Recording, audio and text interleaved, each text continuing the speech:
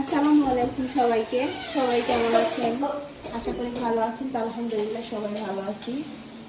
তো বিয়ের বাড়িতে খাওয়ার পর রাতের বেলায় যে দেখেন যে আমার ফুপু এসে রাইস কুকার ভাত রান্না করেছে। আর ওদিক থেকে বিয়ে বাড়ি থেকে আমার বোন এই যে এখানে পোলাও ভাত দিছে, এখানে যে ডালের ঘাটি দিছে, আর এই যে এখানে আমার ফুপু মাংস গরম করেছে। কই দেখাই, এই যে মাংস গরম করেছে, এগুলাই আমরা খাওয়া দাওয়া করবো আজকে। আর ওইদিকে ওই যে আমার বোন জামাই সবাই কিন্তু আছে। আর এদিকে আমার ছেলে দেখেন ঝাড়ুটা নিয়ে খেলাধুলা করেছে। আমার ছেলের খেলনাই হচ্ছে ঝাড়ু, সে ঝাড়ু নিয়ে খেলাধুলা করে। আর আমার ফুপু আজকে রান্নার থেকে ছুটি। রান্নার থেকে ছুটি বানানো মানে প্রতিদিন একটু বেশি কষ্ট হয়, আজকে একটু কম কষ্ট হলো। আশা ভাত রান্না করলো, আর বাদ বাকি যে কাজগুলো ছিল ওইগুলো করলো। এদিকে সব গরম করেছে। আর এদিকে যে সেদিন আমি আম কাটা দিছিলাম, সে আবার আচার করেছে আমার ভাবি। দেখেন এই যে আচার,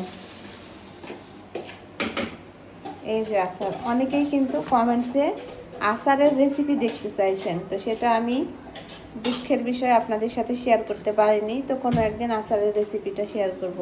মাশাআল্লাহ আচারের কালার সে আসিছে দেখি। আর এখন বিটি এই যে ডালের ঘাটিটাও গরম করে নেবে। গ্যাসে তো শাক লাগে।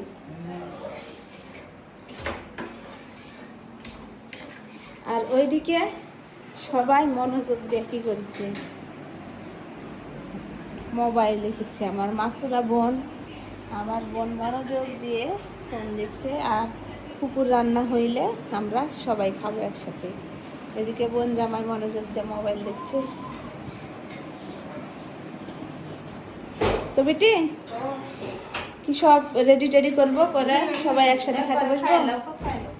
আচ্ছা, তো ওগুলা রেডি করি, তুমি খাবার নিয়ে এসে একসাথে খাই নেবো নি।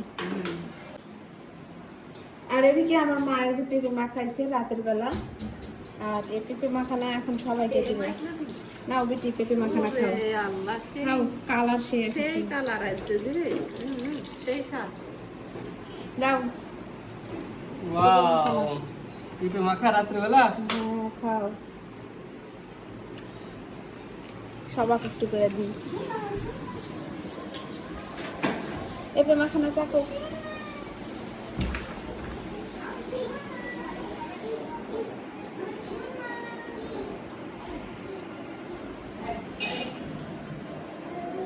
তো এই যে নাও, সবাই মিলে এখন পেঁপে মাখানা খাওয়া হবে, তারপরে ভাত। তো খাও।